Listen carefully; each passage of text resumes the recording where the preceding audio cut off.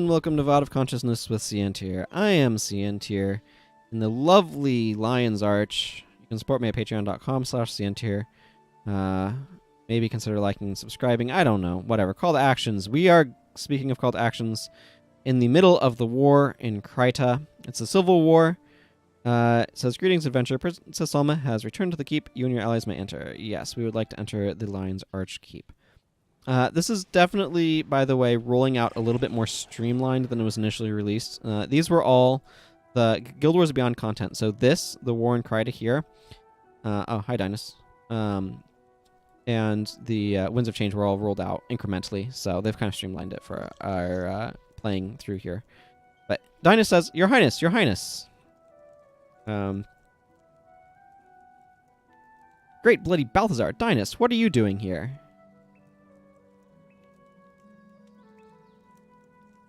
"I have urgent news. Your Highness, please hear me."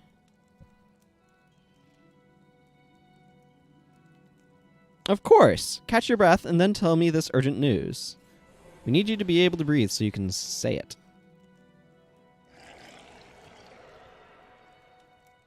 "I've come straight from Dimitra, and things are far worse than I had expected."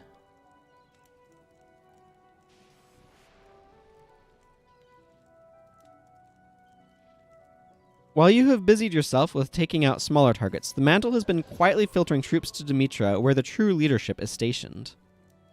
Oh dear.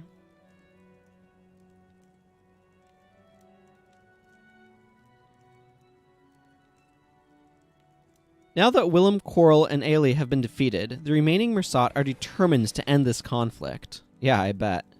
They're running out of Mersat.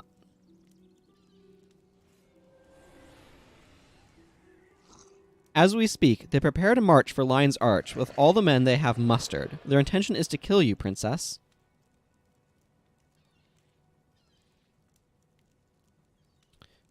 Sounds like we have a defense mission ahead of us.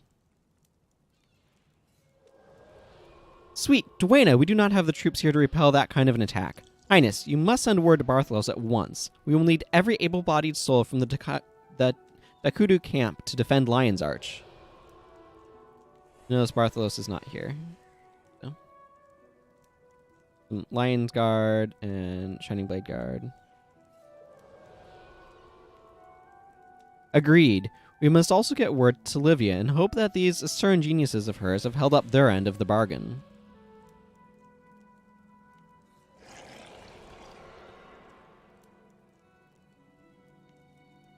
"Dinas, thank you for risking your life to bring us this news. With this, your work within the White Mantle is complete. Krita thanks you for your tireless service."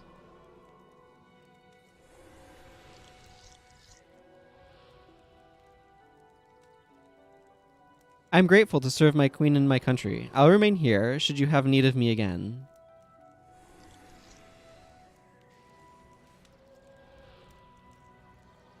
A very strange outfit he's been in. "Must stay close should the princess need my insight." Thank you. I am sure we will have questions for you about the Mantle's defenses soon."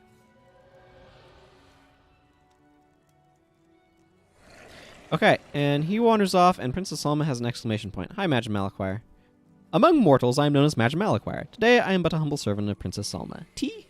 I find him to be a very interesting character, Magi Malaquire. We don't know very much about him. Okay. As you have heard, the White Mantle have amassed their army and are preparing to march on Lion's Arch. As one of our most trusted and expeditious agents, I want you to be my herald in this critical time. This is very important and time is short, so listen closely. First, you must make haste for the Dakudu camp in Talmark Wilderness and direct Bartholos to bring our forces here by ship. From there, head to the lab in Divinity Coast via the Secret River Passage and escort Livia, the Asura, and their weapon here. It is desperately important that they arrive safely, but that's not even your most important task. Along the way, there are 3 stops you must make to evacuate those in the White Mantle's path. Warn Elder Hezron in Beetleton, Elder Sobel in Nebo Village, and Captain Greywind in the Ascalon settlement. These innocents must be made safe, but I cannot spare any men to guard them. Please, convince them to leave their homes for just a short time so they might return to them unharmed. If you complete these tasks, all of Krita will be in your debt." So we will also get 15,000 experience, which is worth a skill point. 3,000 gold, which is really nice. 3 royal gifts and a medal of honor. Your trust has not been misplaced. Together, we will make Kryta safe once more. Okay. So, we have some tasks ahead of us. We need to first hurry to the Dakudu camp in Telemark Wilderness and bring word to Bartholos of the impending attack on Lion's Arch. As we all know, at this point, probably, that would be over here. And we also get some more dudes. So let's add ourselves a Dunkoro and, you know what? Miku. The reason for Miku is she has charge.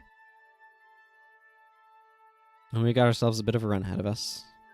I'm going to just keep to this build. It's solidly versatile enough. I don't know. Oh, hi, Brother Mizar.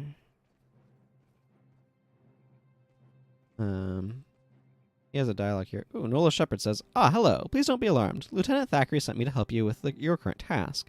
The Mantle have been sweeping this area more frequently as of late, and he felt you could use the extra help. I hope we can get along well. Brother Mizar says, you cannot pass. This land is protected by Crichton law, even from the White Mantle.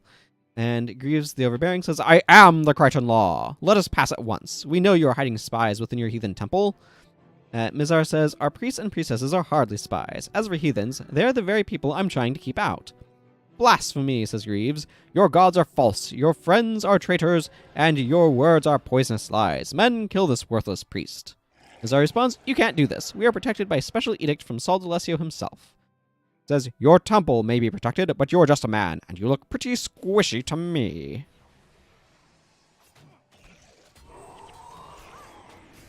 I don't know. I've been seeing this pop up like every single time I've come through here, so I kind of want to do something about it. For simple priests and priestesses, you certainly know how to put up a fight. Our gods give us strength, says Mizar. Greaves responds, this isn't over, priest. I'll return, and next time it won't be so easy. You're being surrounded by Crichtons, so... Hi. You're not going anywhere. I don't know if this goes anywhere. I just have been seeing it pop up, so I felt like actually acting on it for a change. I know it's not terribly important, is it? But yeah, so my plans in general, I guess I might as well talk about them to have something to talk about, are to finish War in Kryta, and then there's one more piece of content called Hearts of the North, which you may or may not be able to guess what that's about. I might do another bonus mission pack. I might do all of them. I don't know. But I kind of want to do Gwen's, just that way you can see what's going on with there. And then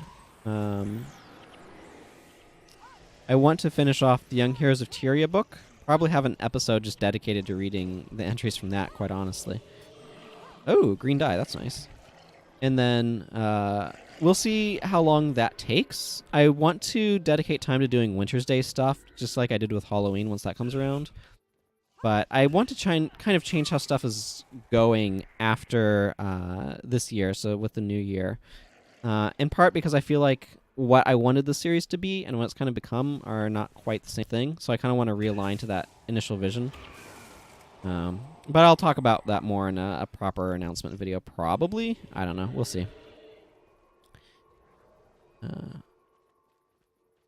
But for now, I'm just going to enjoy playing some Guild Wars 1 and running to the Dakudu camp in the Talmark Wilderness. That is first thing on our stop. And Miku's over there killing those things. Oh, hi, Nola Shepherd. What is she shadow stepping with?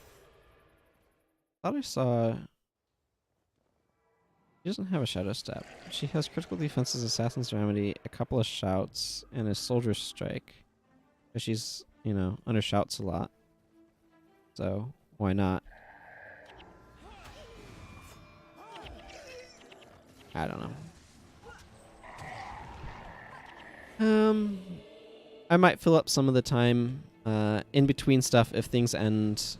Like, if the stuff that I want to do before winter, or if Winter's Day, I don't know, whatever. But I have a bunch of sickness of capture on this character that I probably want to spend some time expending as well, just to get some elite skills. But for now, it's time to fight some fog nightmares, apparently. As I recall,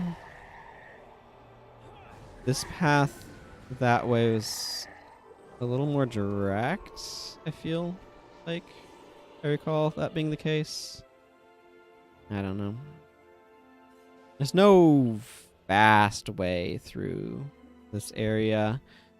There's faster ways, which is probably predominantly bringing a runner build. Most of these enemies are just isolated single things, and they like stop or complete momentum, but they're not actually like big deals. It's kind of annoying.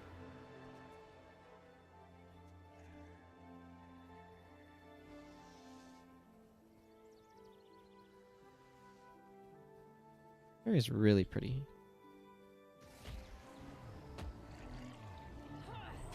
I don't know. I kind of want to just print screen this because I think this area is really pretty. So that's going to be our thumbnail. Just a random picture of the Talmark Wilderness. I do like the fact that the zone is just kind of like the middle of friggin' nowhere. The zone. I've run through it plenty of times on my warrior, actually. I've done runs from Ascalon to Sanctum K on my warrior. I've never done a Drockner's run. I've certainly fought through Drockner's, but a full Drockner's run is a bit of an undertaking and requires a certain setup. I think it's actually best done on Dervish Assassins. But of course, when the game first came out, that wasn't a thing, so... The big thing is you need to have a bunch of stuff to like help you when you're snared by water hexes, because there'll be plenty of that. But even more critically than that, it's to prevent knockdowns from some of the worms in Lornar's Pass, as well as knockdowns from the giants in sort of the more southern parts. A lot of the things just don't deal that much damage if you just run past them, but if you aren't careful, they will absolutely swarm you and wreck you. So you do need to be somewhat careful in that regard.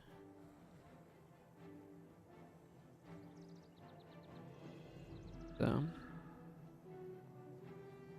But yeah, Drockner's runs are kind of the big run because it allows you to be able to get from Beacon's Perch over here, which is very early on, all the way down to Drockner's Forge, which is very late. In the first place, you could get max armor. Of course, it's kind of less relevant now because as soon as you get to LA, you can go to the Asern Gate areas and head straight up to the north and go get max armor in the Eye of the North areas. So being able to get max armor in Drockner's Forge is no longer a big deal if you have Eye of the North. Alternatively, you can go, like, as soon as factions came out, even, you could just go to factions as soon as you get to LA. So it's not like it's a big difference in distance. Okay, yeah, this guy rewards you every 25 war supplies with Medal of Honor. Again, Medal of Honors, and this guy, I imagine, is the exact same thing of, like, yeah, 3 of those for a war supply. Again, Medal of Honors are used to, after you beat the thing, to get special weaponry and stuff, so.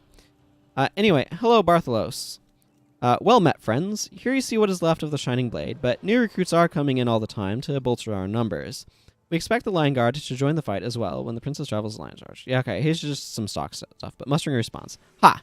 Though it may have caught some unawares, this is exactly what I have been hoping for. We have backed the mantle into a corner and forced their hand. Now we fight on our own turf. I'll get to that text in a moment. Lion's Arch is a highly defensible location for the final battle to take place, and this will be the final battle. I can feel it. What's more, my men have been prepared to move out at a moment's notice for some time now. We have enough ships moored in Fisherman's Haven to take our entire army to Lion's Arch on the double quick.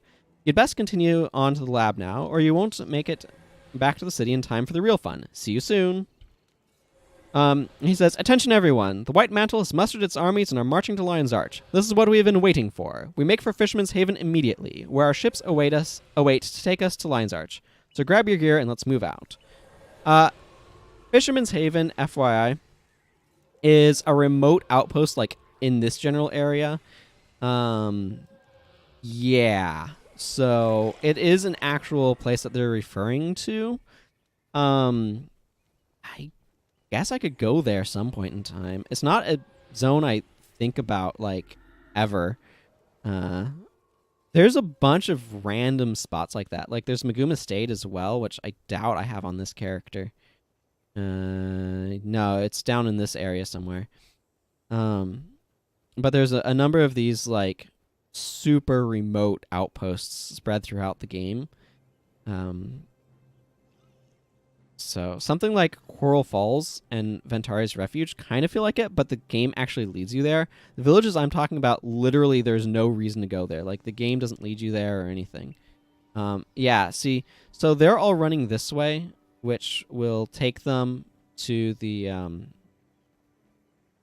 Tears of the Fallen zone. Yeah, you can see there's a zone transition there. And they'll actually, you know what? Let's go there. Why not? This is probably just as quick to go from the Temple of Ages to get back to there anyway. So let's show you what Fisherman's Haven is.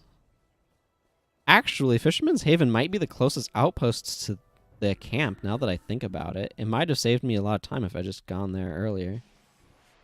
I don't know. I'm not actually sure off the top of my head where Fisherman's Haven is. Tears of the Fallen is, like, another one of those interstitial zones where, like, there's nothing. But, like, the purpose of these zones is just to connect the world together, and I really like that because it just makes the world a bigger place. And I suspect developmentally what happened is they made world maps without really knowing exactly what was going to be going on there initially. Like, they just kind of built out some geography and eventually, like, figured out what the purpose was. I don't actually know. That's just raw speculation on my part. But there's lots of different ways that you can approach making a game, and definitely depending upon what sort of discipline spread you have, it could make sense to, like, be like, okay, well, here's the world that we need. We'll figure out what all that goes in it later, but let's just have these people who are in charge of, what's the phrase I'm looking for? Environment art. Let's have our environment art start putting together these maps, and then we can flesh out details later, and some zones got stuff and others did not. Yeah, Tears of the Fallen here is a super short outpost. So this is another thing that happens a lot in this game. Where excuse me. I said outpost. I meant zone. So you see it right here. Here's a large zone, Majesty's Rest is a small zone, and then Sagelands is a big zone. Tears of the Fallen is another small zone in between a couple of larger zones. Like, this is the sort of thing that happens all the time in this game. And specifically prophecies, where they will be large zones with... oh, we're being attacked by Tengu. Large zones with a small zone in between them. So, like, this connective tissue zone is kind of an interesting design choice. I'm trying to remember how to get to friggin' Fisherman's Strand, or whatever it is. I forget the exact name, but it's just been a very long time since I've gone there, so I don't remember exactly. Like I said, it's a very nothing outpost. Just off in the middle of friggin' nowhere, and nothing ordinarily... There might be a quest that takes you there. I'm not sure. I think there might be some quests from there. It's just down this beach, if I remember correctly. So, like, if you're looking for skill quests, there might be skill quests down this way. But I don't remember for sure.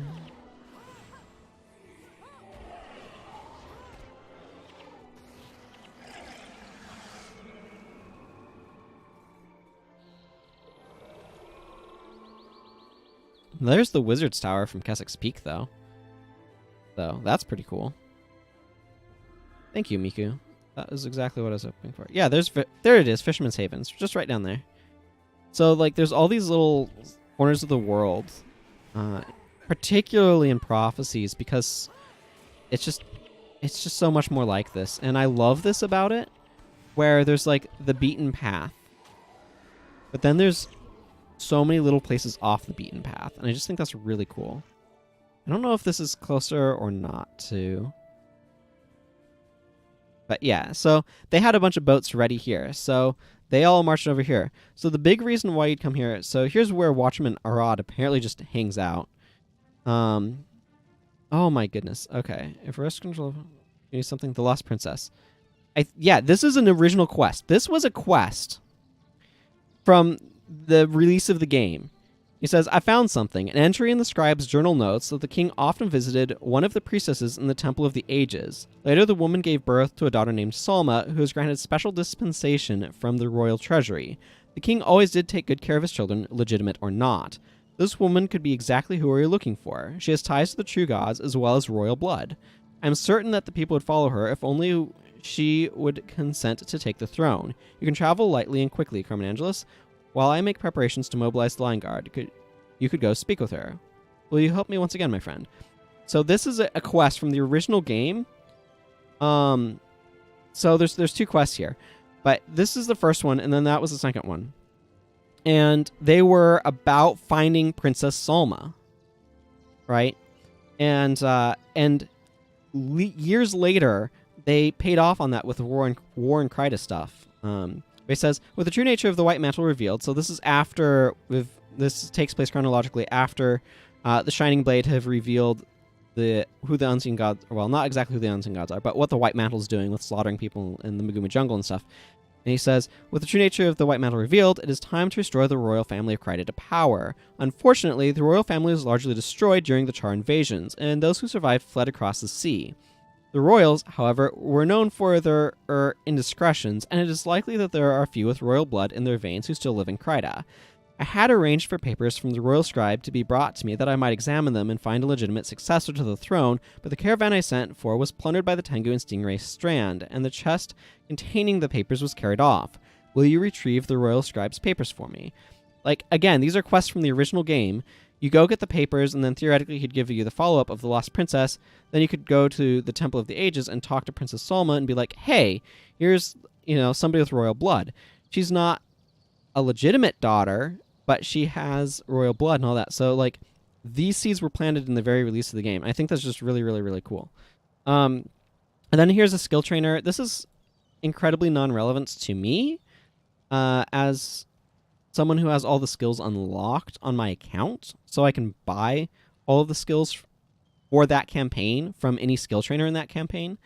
But when the game not when the game first releases, when you make a new account, you do not have all the skills unlocked. So some skill trainers, like, you'd find them and be like, oh, here's more skills that I can buy from them that were not available to me when the game first came out. So that's relevant here.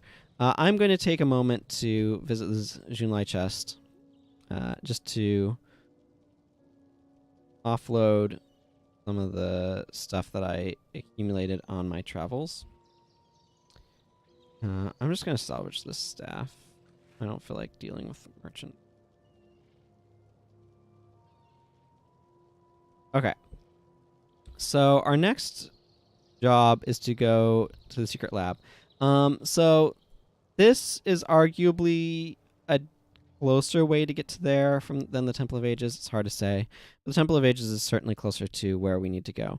So I'm just going to throw Donkoro and Miku back in my party and head back out. We need to... Yeah, that guy bothering Mizar isn't there this time. Although we have had some random NPC... Snakebites joined us. Hi, Snakebite. Random warrior getting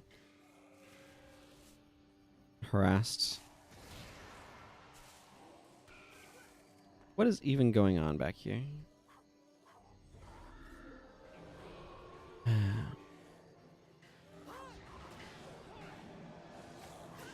Look, I don't need to be fighting reed stalkers, but here we are anyway.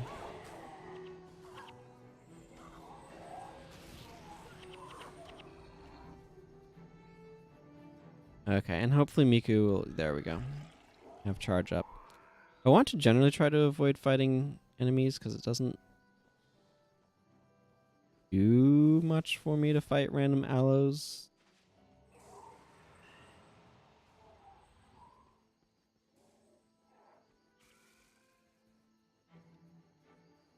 But, oh well. There is something though that's really cool when you can just take a plot thread that you had planted years and years, like years ago, and start tugging on it and make really significant things happen from it. Like, those quests influenced like stuff in this game that occurred in the future, but also had huge influence on Guild Wars 2. And even like the popularity of Gwen with some of the stuff that they did with her in this game made stuff happen with Eye of the North, and that also had events that propagated into Guild Wars 2. And I think that's just really cool where like you can take those seeds as a storyteller that you've planted and grow them somewhere and grow them into something. And that's something that's always really cool to me when people can do that, and not only can but actually do.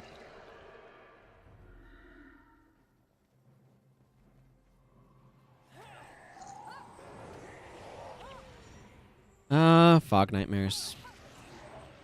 Always popping out of the ground to bother me. I like you, Miku.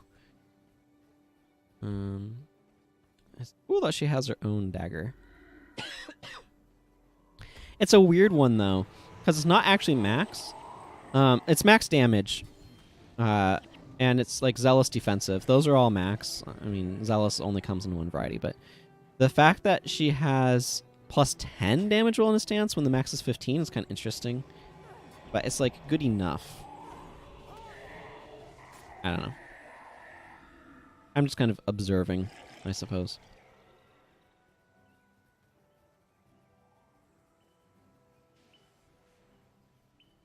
But we need to go to the Secret River Passage. Got some ancient oak hearts to fight in the meantime, though. Why is my throat being all kind of, like, scratchy? I don't know. I don't know. Yes, take us to the Asuran lab. This way, I believe. Past their vine prop. Glim, Zin, and Livia. And here's Gox. I don't know why they have skills disabled in this area. Kind of an odd choice. Granted, that works, but...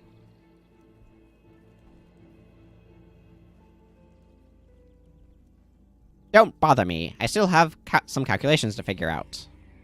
Ridiculous. Not enough time. Might just burn the whole place down. I was just curious to see if this Golem Sentry is still in the way. I mean, keep in mind, they had to remodify this map to be able to add this Asuran lab in. So there was a lot of work that was done in order to bring this to fruition and existence. Like, they had to add assets and stuff. Okay, Olivia. If you thought the Asura were only spiteful to other races, you haven't witnessed any disputes over Golomancy or power cores. Mustering a response. Finally making their big move, are they? Blim isn't going to be happy about this. He's been screaming all morning following what sounded like either an explosion or a bag of murgoyles being smacked against a lightning fence during their mating season. Zin is attempting to calm him right now. No matter what, it's going to take a little while to pack things up. Make your way without us to Beetleton to warn the Elder. We won't be too far behind and can catch up with you there. Don't worry, I can keep us out of trouble at least that far without your help. Okay, so we need to go to Beetleton. They're, upset. So, the Divinity Coast, like, I haven't journeyed here because you get warped by, I think Delesio Seaboard. Like, once you complete this one, I think you just get warped to Divinity Coast, but it does connect up through Beetleton, so they would be journeying theoretically over this area, over to here, through Watchtower Coast to Beetleton, but we're just going to do this. Oh, wait. No, we're not. Zin, Blim, change of plans. Oh, not again. How are we supposed to work under these conditions? Not my problem. Now listen up. The White Mantle army is on the move, and they're heading straight to Lion's Arch. We need to take what we've got and get there first. But, not finished. Not ready. Core not installed. No golem. What my flustered partner is trying to say is that the protection golem is not fully assembled, let alone functional. I'm afraid the party will have to go on without us this time. Not an option. You've had plenty of time, Asura. Now deliver or pay the price. Yes, right. I think we can repurpose the core to provide a blanket protection for those in range, similar to Infusion, but it will take a little time to set up, and we will only be able to use it once. But... Do it. Make it quick. We have a date with our protection detail outside Beetleton, and I would hate to miss it.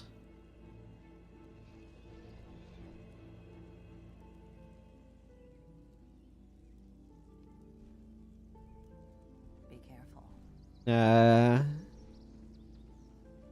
Yes, waddling away as they do. And do they just phase through their protection golem? They do.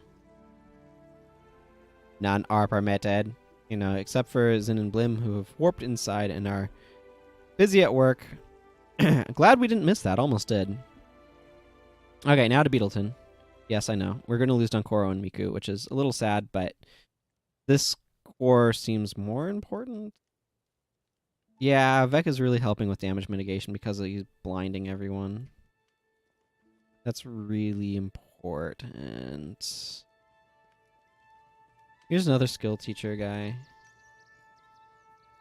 One of these episodes, I'm going to open these royal gifts and see what I get, but that's probably not going to be for a little bit yet. The White Mantle protected us from the Chara, but even they seem powerless against the undead. What brings you to Beetleton? Thank you for the warning, Carmen Angelus. I'll advise my people of the approaching danger and recommend they evacuate to the safety of Shaymore. Okay.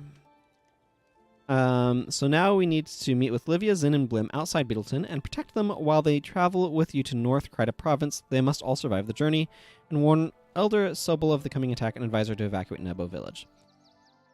So,